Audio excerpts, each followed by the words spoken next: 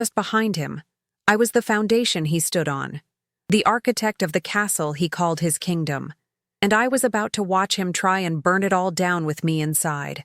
For 15 years, my world was a masterpiece of our own design. My husband, Julian Vance, was the brilliant, charismatic face of Vance Innovations, the multi-billion-dollar tech empire we built from the ground up.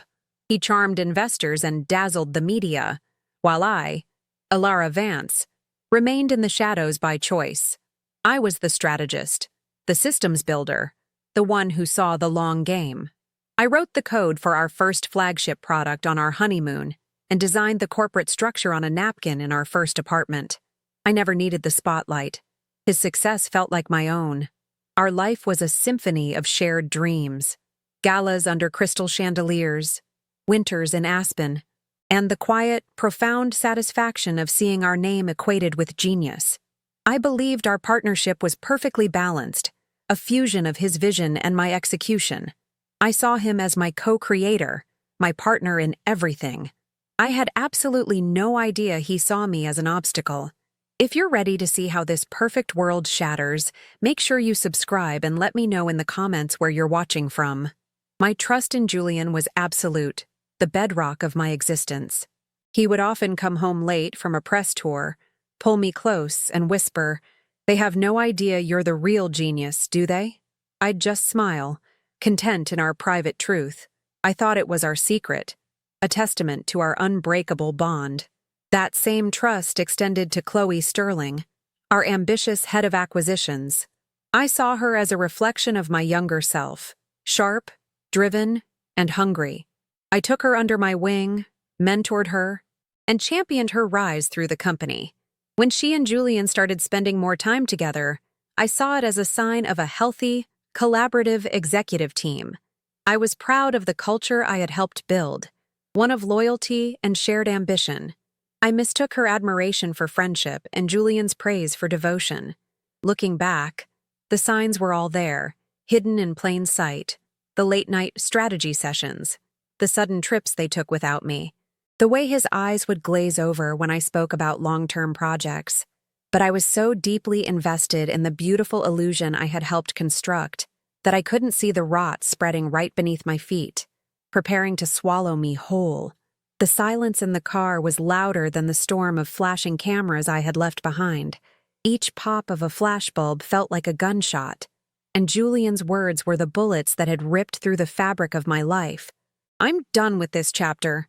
He hadn't just ended our marriage, he had publicly executed it. As my driver navigated the glittering city streets, the world outside blurred into a meaningless smear of light and color. I didn't cry. The pain was too deep, too structural for tears.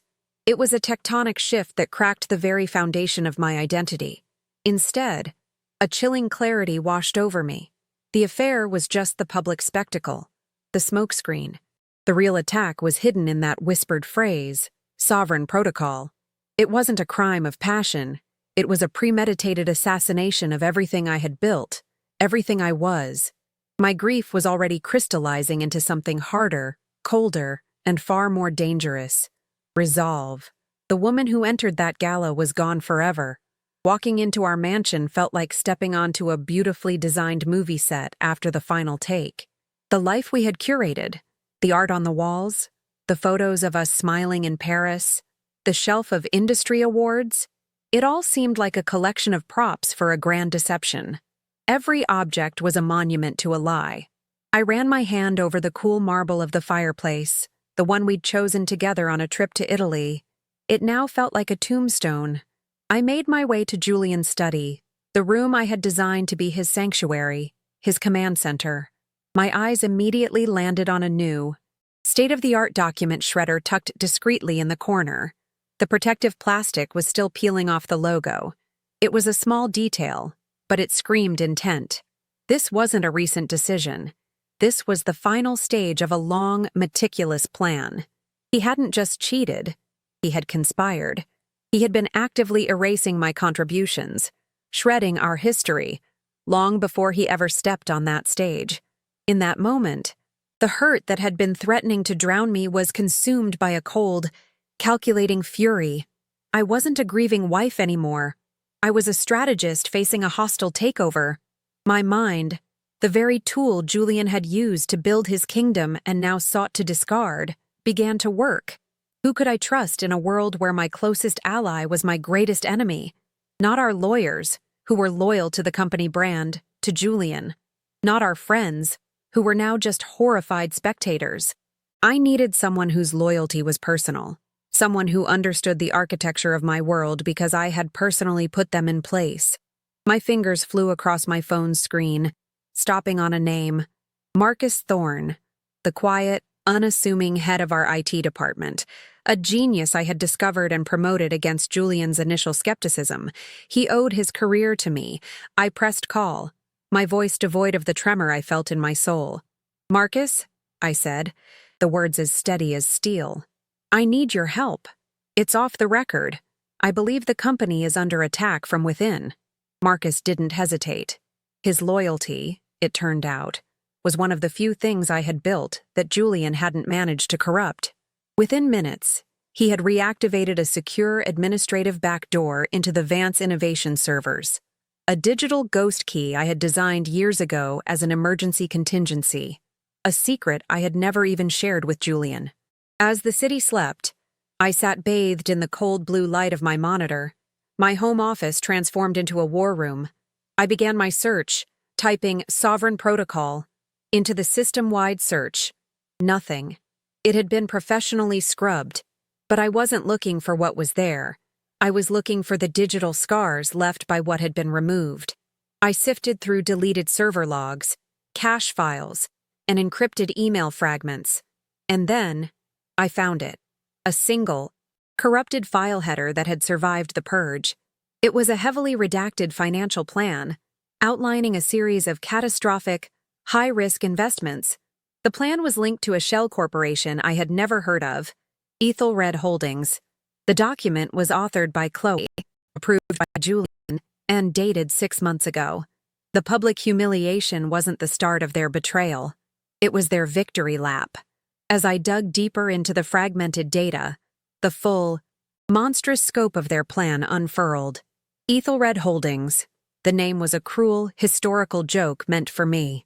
Ethelred the Unready, the English king undone by bad counsel. They were mocking me. The Sovereign Protocol was a multi-stage corporate coup designed to systematically destroy Vance Innovations from the inside. The high-risk investments were meant to fail, triggering a key person clause in the corporate charter that would cite gross financial negligence. With the stock price in freefall, Ethelred Holdings, secretly owned by Chloe, would swoop in and acquire a controlling interest for a pittance.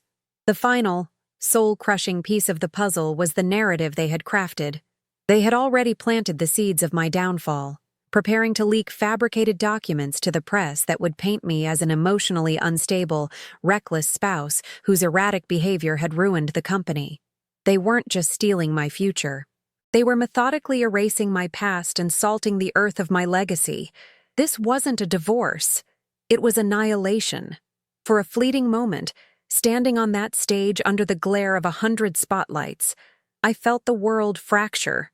The sound of the room, the gasps, the frantic whispers, the clicking of cameras, all of it faded into a dull, distant roar. All I could see was Julian's face, alight with a cruel triumph, and Chloe beside him, basking in the glow of my public execution. A white-hot wave of rage surged through me, so powerful it almost brought me to my knees.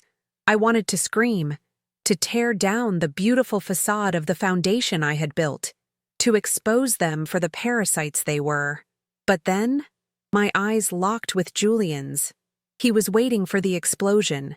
He was expecting tears, a scene, a hysterical breakdown that would validate the narrative he was about to sell to the world. And in that instant, the fire inside me didn't just burn out, it froze over, solidifying into something as hard and as sharp as a shard of ice. The rage was a luxury I couldn't afford. It was their weapon, not mine. They had written the script for this scene, and my prescribed role was that of the scorned, emotional woman who loses control. They had prepared for my anger, for my grief, for every predictable reaction of a betrayed wife. What they hadn't prepared for was my silence. They hadn't prepared for my mind, the very asset they had exploited for 15 years, to immediately shift from processing a personal tragedy to analyzing a hostile business maneuver. I realized that my greatest weapon wasn't a public confrontation, but a private, calculated disappearance into the very role they had assigned me. If they wanted the world to see a broken woman, then a broken woman is what I would give them. Their arrogance would be the cloak for my investigation, and their pity would be the shield I carried into battle. They thought they had ended the game, but they had only just taught me the rules. My objective crystallized with chilling clarity. The affair, the public humiliation, it was all a distraction, a gaudy piece of theater designed to hide the real crime. The key was the phrase I'd overheard: sovereign protocol. That wasn't the language of a messy divorce. It was the language of a corporate coup. This wasn't just about reclaiming my dignity or avenging my heart. This was about defending my legacy, the empire I had bled for, the very foundation of Vance innovations that I had meticulously designed. Julian hadn't just stolen my husband. He was trying to steal my life's work and erase me from its history. My mission was no longer emotional. It was tactical. I had to dissect this sovereign protocol, expose its architects, and dismantle their conspiracy before they could burn my kingdom to the ground. The fight wasn't for our marriage anymore. It was for my name. With a final, steadying breath, I turned my back on the chaos. I didn't run. I walked, each step measured and deliberate, a silent promise of the storm to come. The image of my serene departure would be the first piece of misdirection in a long campaign. As I settled into the quiet sanctuary of my car, the city lights painting streaks across the window, I bypassed the numbers for my friends, my family, and especially my divorce attorney. They would come later. Right now, I needed a different kind of soldier. My fingers moved with purpose across the screen, finding the contact for a discreet forensic accountant, a quiet genius I had personally vetted for a sensitive internal audit years ago. I pressed the call button, my voice even and low, a stark contrast to the hurricane raging within me. "I have a project for you," I said, the words sealing my vow. "It's a hostile takeover, and I'm going to stop it." My first move wasn't an attack. It was an act of strategic camouflage. I embraced the role they had assigned me, becoming the ghost in my own home, to the outside world. I was the shattered wife, secluded in her grief. My social media went dark. My calls went unanswered. I let the narrative of my breakdown take hold, knowing it was the perfect cover. In reality, my mansion had become a war room, and my grief had been repurposed into fuel. Marcus became my sole point of contact, a digital lifeline to the empire I was about to reclaim. Our first virtual meeting was a masterclass in controlled fury. I laid out the two fronts of our war: the digital front, where we would hunt for the truth of the sovereign protocol, and the psychological front, where I would turn Julian and Chloe's greatest strengths, their arrogance and ambition, into weapons against them. They thought they had left me with nothing. They were about to learn I was most dangerous when I had nothing left to lose. Our initial foray into the Vance Innovation servers was like exploring the scene of a meticulously planned crime. Marcus, operating from a secure, off-site location, guided me through the digital architecture I knew so well. Using the administrative backdoors I had built into the system's foundation, we slipped past their security like ghosts. But they had been thorough. Every file, every email chain mentioning sovereign protocol, had been professionally wiped. It was a digital desert, scrubbed clean of any obvious evidence. A lesser strategist would have been discouraged, but I saw it as a confirmation. This level of precision wasn't the work of a cheating husband. It was the work of a corporate assassin. They hadn't just deleted the files. They had left behind a void, and I knew that voids have echoes. We weren't looking for what was there anymore. We were hunting for the digital shadows of what was missing, the faint outlines of their conspiracy. While Marcus began the painstaking work of data recovery, I initiated the first phase of my psychological assault. Julian's ego was a fragile, glittering thing, built on a foundation of my work and his charisma. His deepest fear was not being seen as a failure, but as irrelevant, a frontman for a greater mind. I decided to weaponize that insecurity.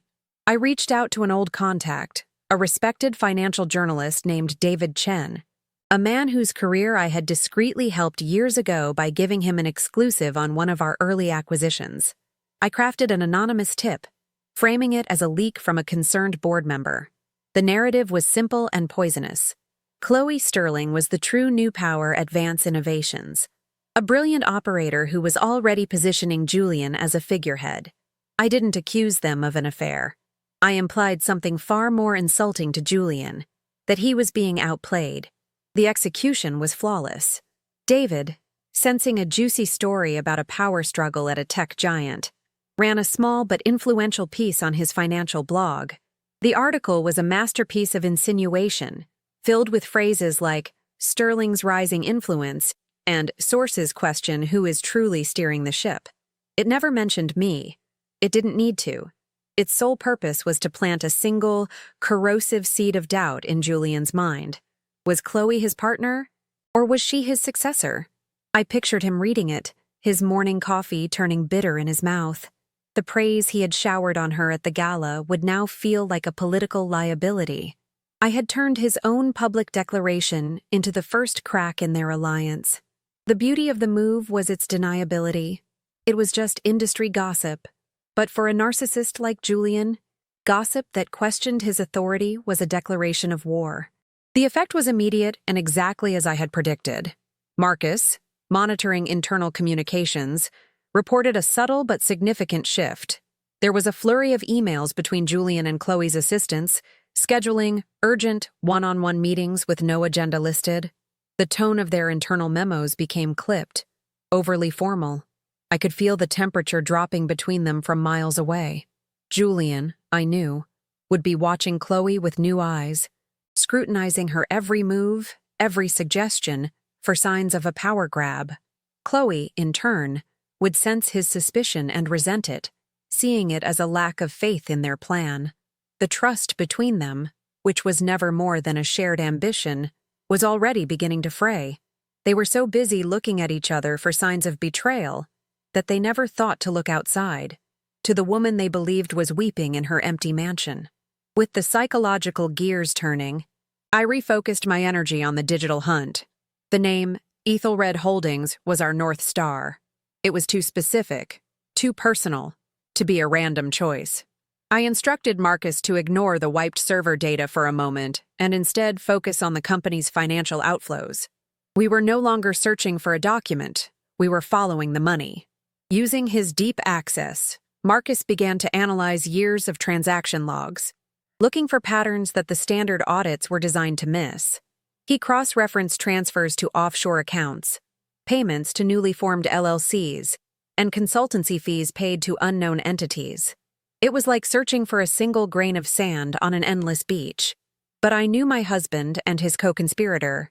Their arrogance would have made them feel invisible, and invisible people always leave a trail. Marcus's genius was in seeing the patterns others couldn't. After days of relentless analysis, he found it. Not one large, suspicious transaction, but thousands of tiny ones. A complex web of micropayments, all routed through different departments, marketing, R&D, even catering, and all just under the threshold that would trigger an automatic financial review. Each transaction on its own was meaningless, but together, they formed a river of cash flowing steadily into a single destination, Ethelred Holdings. It was a brilliant, insidious piece of financial engineering designed to bleed the company slowly, without raising a single alarm. I felt a surge of cold admiration for its design. It was exactly the kind of elegant, ruthless system I would have built myself. And in that moment, I knew without a doubt that this was Chloe's handiwork. Julian lacked the patience and the precision for something so intricate. Now that we had the financial link, I needed to definitively tie Ethelred Holdings to Chloe. The name itself was the key. I remembered a conversation from years ago at a tedious corporate retreat. While everyone else was networking, Chloe had spent an hour talking to me about her fascination with Anglo-Saxon history, specifically the strategic failures of its kings. She had called Ethelred the Unready a fascinating case study in being undone by poor counsel. At the time, I had found it an odd but interesting passion. Now, I saw it for what it was: a tell. She had named the weapon she was using to destroy me after a historical inside joke. The sheer arrogance was breathtaking. It was a taunt, a signature left at the scene of the crime. And it was the final piece of emotional confirmation I needed to proceed without an ounce of mercy. This personal insight became our new search directive. I had Marcus abandon the financial servers and instead perform a deep dive on Chloe's archived company devices: old laptops, phones, tablets she had used over the years. We weren't looking for corporate files anymore. We were looking for her. We searched for keywords related to her personal interests: Anglo-Saxon, offshore incorporation, corporate history, and, of course, Ethelred. For days, we found nothing. Then, Marcus unearthed a ghost in the machine: a corrupted cache file from a research app on a tablet she hadn't used in 2 years. Inside was a fragmented document, a personal research project on creating untraceable offshore entities. And there, in the damaged metadata, was a single, chilling note she had written to herself: Ethelred model, leverage internal trust to ensure external victory. It was the Rosetta Stone of their conspiracy. With the first part of their plan exposed and their alliance showing signs of strain, it was time to escalate the psychological warfare. I needed to move Julian from a state of suspicion to one of outright paranoia. My first leak had questioned Chloe's motives. My second would attack her loyalty.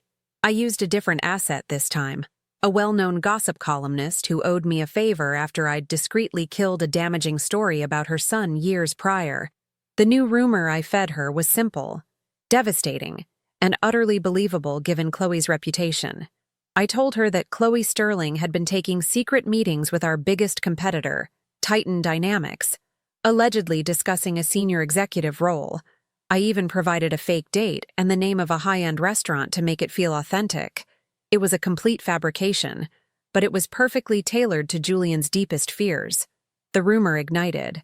Unlike the subtle financial blog post, this was juicy, personal gossip, and it spread through the tech industry's inner circle like a virus. It was designed to be heard by Julian not through the media, but through his own network of peers and rivals. I could picture the scene perfectly: Julian at a lunch meeting, a supposed friend leaning in and asking with feigned concern, "Is it true about Chloe jumping ship to Titan?" The public nature of the rumor would be a profound humiliation for him. He had just declared her his new visionary partner, and now the world was whispering that she was already planning her exit strategy. He would be forced to question everything. Was their entire plan just a stepping stone for her own ambitions? Was he just another pawn in her game? Marcus soon confirmed the lie had hit its mark. Julian, enraged and paranoid, had bypassed all protocol and demanded direct, real-time access to Chloe's corporate email and calendar. He was personally tracking her movements. Their scheduled meetings were now being canceled without explanation, replaced by terse, one-line emails. According to whispers from the executive floor, a shouting match had been overheard coming from Julian's office, with Chloe's voice reportedly yelling, "Do you really think I'm that stupid?" They were devouring each other. The calculated chaos I had unleashed was working better than I could have imagined. They were so consumed by their mutual distrust that their focus on executing the sovereign protocol was faltering. They were becoming sloppy, and sloppy people make mistakes. Their infighting provided the perfect cover for our most critical move. With their attention diverted, their digital security protocols became lax.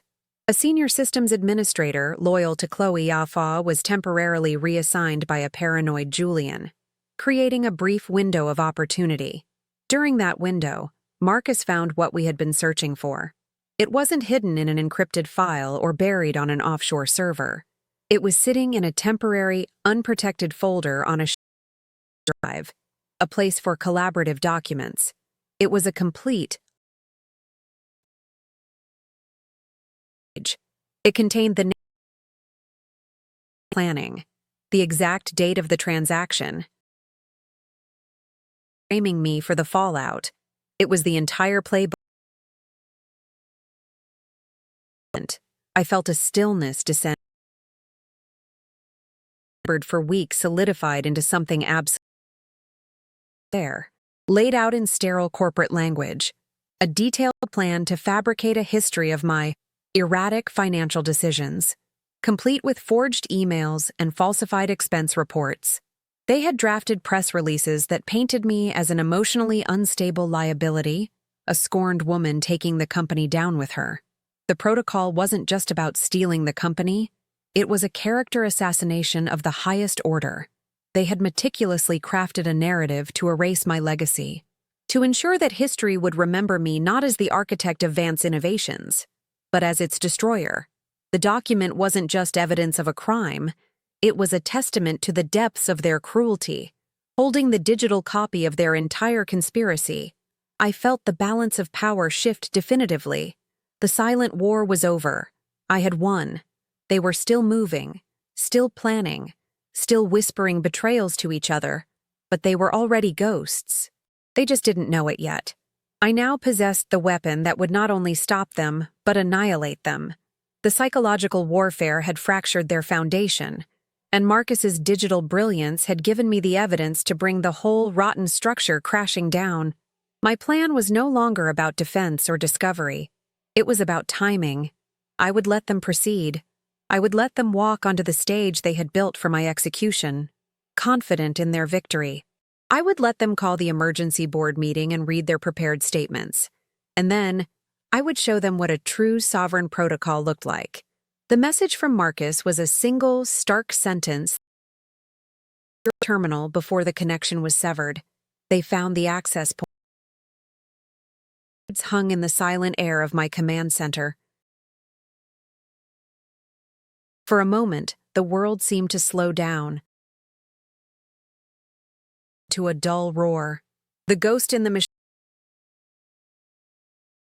my silent, methodical conspiracy, was over. They had been so consumed with their own internal paranoia that I had grown complacent, believing my digital invisibility was absolute. I had underestimated their desperation. Now, the hunters knew they were being hunted, and the game had just changed from a strategic chess match into a frantic, brutal knife fight in the dark. The time for subtlety was gone, incinerated in the instant they discovered my digital footprint. My first instinct wasn't fear, but a profound and chilling clarity. The emotional shockwave of the gala was nothing compared to this. That was a public humiliation. This was a declaration of total war. My plan, which had relied on time and their ignorance, was now obsolete. I ran a dozen scenarios through my mind in a matter of seconds. Discarding each one, they would be purging the servers, reinforcing firewalls, hunting for any trace of me. But more than that, they would retaliate. Julian and Chloe weren't the types to play defense. They would launch a preemptive strike so overwhelming it would be designed to shatter my ability to fight back. I stood up from my chair, the reflection in the dark monitor showing a woman whose face was a mask of pure, unadulterated focus. They had just made the gravest mistake of their lives. They had cornered me. The digital iron curtain slammed down with breathtaking speed. Marcus had been right. One by one, the administrative backdoors I had built years ago were sealed shut. I watched the status indicators on my screen flip from green to red, each one a door being barred against me. It was like being locked out of my own house. The architecture I knew so intimately suddenly alien and hostile. They were systematically erasing my presence, cutting off my access to the company's nervous system. I was now blind. I couldn't monitor their communications, track their data transfers, or see their next move coming. I was alone with the evidence I had already gathered, a finite arsenal against an enemy who now knew I was coming and controlled the entire battlefield. The silence from Marcus was absolute. He had gone dark to protect himself, and I knew I couldn't risk contacting him again. I had to assume Marcus was compromised. While I knew he would never betray me, Julian would put him under immense pressure, likely suspending him and seizing all his equipment for forensic analysis. He was a casualty, a loyal soldier lost behind enemy lines, A pang of guilt shot through me, sharp and unwelcome. I had brought him into this, and now his career, possibly even his freedom, was at risk. But I had to compartmentalize it, file it away with the rest of the emotional wreckage. Mourning my lost assets, human or digital, was a luxury I couldn't afford. My only way to honor his loyalty was to ensure his sacrifice wasn't in vain. I had to win, and I had to win now. Their discovery of Marcus wasn't just a complication. It was the starting gun for the final, desperate sprint to the finish line. The first blow of their counterattack didn't come through a server or a network cable. It arrived as a sleek, formal email from a law firm I'd never heard of, a firm specializing in aggressive corporate litigation. The subject line was brutally simple: Notice of temporary asset restraint and cease and desist. I opened the attached PDF, my eyes scanning the dense legalese. It was a masterpiece of legal violence.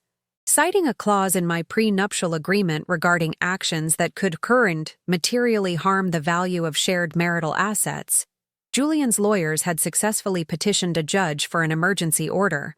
They argued that my erratic behavior, post-separation, posed a direct threat to the stability of Vance Innovations. The document was a declaration that, effective immediately, all my personal bank accounts, my investment portfolios, and my credit lines were frozen. I leaned back, a humorless laugh escaping my lips. It was a brilliant, vicious move. They hadn't just cut me off from the company. They had cut me off from my own life, the fortune I had helped build. The resources I had earned and managed for 15 years were now being used as a weapon to paralyze me. I couldn't hire a new legal team. I couldn't fund my investigation. I couldn't even buy a plane ticket without their permission. They had put me in a... leaving me with a mansion I couldn't afford to run, and a name that was Chloe's handiwork. I was certain of it. And personal cruelty. She was trying to break my spirit, to make me feel it. The second blow landed less than an hour later. But at my soul. My phone buzzed with a new publication. The headline was a dagger to the heart. Turmoil at Vance Innovations. Sources claim Alara Vance's emotional instability threatens company future. My blood ran cold. I clicked the link, and there it was. The narrative from the Sovereign Protocol, deployed with perfect, devastating timing. The article was a carefully constructed tapestry of lies, woven with threads of truth to make it believable. It quoted anonymous sources close to the board who expressed deep concern over my increasingly erratic behavior and lavish, irresponsible spending in the wake of the separation. They were using the very playbook I had uncovered, turning my private grief into a public spectacle of incompetence. The article was filled with specific, fabricated details designed to assassinate my character. It mentioned canceled meetings I had never scheduled, cited hysterical phone calls I had never made, and referenced extravagant purchases that existed only in their imaginations. They even twisted my quiet, strategic withdrawal from public life into proof of my instability, painting me as a recluse spiraling out of control. Every word was a poisoned dart, meticulously crafted to dismantle the reputation I had spent my entire adult life building. I was no longer Alara Vance, the strategic architect of a tech empire. In the court of public opinion, I had been recast as the hysterical, vengeful ex-wife, a liability that needed to be contained. Julian and Chloe weren't just trying to win a corporate battle. They were trying to erase me from my own story. For a single, terrifying moment, sitting alone in the blue glow of my monitors, the sheer weight of their coordinated assault nearly crushed me. I was digitally blind, financially paralyzed, and publicly crucified. They had attacked me on every conceivable front, isolating me completely. The walls of my war room, once a sanctuary of control, suddenly felt like they were closing in. A wave of doubt, cold and sharp, washed over me. Could I actually win this? I had the ultimate proof, the audio recording of their entire conspiracy. But what good was a weapon if you couldn't reach the battlefield? They were moving so fast. building a fortress of legal and public condemnation around themselves. By the time I could find a way to fight back, the war might already be over. This was the moment they had engineered, my point of absolute vulnerability, where surrender felt like the only rational option. They had anticipated my every move, countered every strategy, and now they were tightening the noose. The calculated coldness that had been my armor for weeks began to crack, and for an instant, the raw, primal grief of my betrayal resurfaced. They had taken my husband, my company, my name. What was left? The temptation to simply leak the audio file to the press was immense, to burn everything to the ground in one final, glorious act of defiance. But I knew it wouldn't work. Their lawyers would immediately brand it as a forgery, a desperate act by a scorned woman. The media, already primed by their narrative, would treat it with suspicion. A chaotic leak would be dismissed. No, I needed a stage. I needed an arena where the truth could not be spun or ignored. And in their desperate haste, they were about to give me one. Then, through the fog of doubt, I saw it. The flaw in their plan. It was a mistake born of pure arrogance and desperation. By accelerating their timeline, by launching this all-out assault, they had been forced to abandon their slow, methodical strategy. They could no longer bleed the company dry over months. They needed to execute the final stage of the sovereign protocol immediately, while I was still reeling from their attack. And to do that, to authorize the catastrophic high-risk investment and formally oust me from the board, they needed one thing: an emergency board meeting. They thought they were summoning me to my execution. They had no idea they were actually building my throne. The realization was like a switch being flipped. The doubt vanished, replaced by a surge of adrenaline so potent it felt like electricity. The game wasn't over. They had just changed the rules, and in doing so, had given me the perfect opening. My covert war of 1,000 cuts was over, but a new path had opened. A single, decisive, all-or-nothing strike. I would no longer be the ghost in the machine. I would be the guest of honor at their victory party. They would bring together the entire board, the very people whose trust they had abused, into one room. They would present their carefully fabricated evidence against me, confident in their control of the narrative. They would give me the floor, expecting tears or a pathetic, broken defense. Instead, I would give them the truth, delivered like a guillotine. A new plan began to form in my mind, audacious and incredibly risky. The media narrative they had built against me was a liability, but it was also a shield. They believed I was broken, emotionally compromised, and incapable of strategic thought. They would never expect a calculated, devastating counterattack. They would be looking for a victim, not a predator. Their arrogance, the very thing that started this whole nightmare, would be the key to their undoing. They would be so focused on their performance, so sure of their victory, that they wouldn't see the trap until it had already snapped shut around them. My objective was no longer just to expose them. It was to let them build their own gallows, hand me the rope, and watch as I hanged them with it in front of everyone they had ever tried to impress. But to ensure my plan worked, I couldn't walk into that boardroom alone. I had the evidence, but I needed an ally in the room, someone who could guarantee that my voice would be heard, that my evidence would be seen, no matter what legal maneuvers Julian and his lawyers tried to pull. Marcus was out of reach, and I couldn't trust anyone else within the company's current executive circle. My eyes scanned the list of Vance Innovations' board members, dismissing them one by one. Most were loyal to Julian's public persona, swayed by his charisma and the company's soaring stock price. But my gaze stopped on one name: Arthur Finch, the oldest member of the board, a contemporary of my father, and the man who had given us our very first round of seed funding.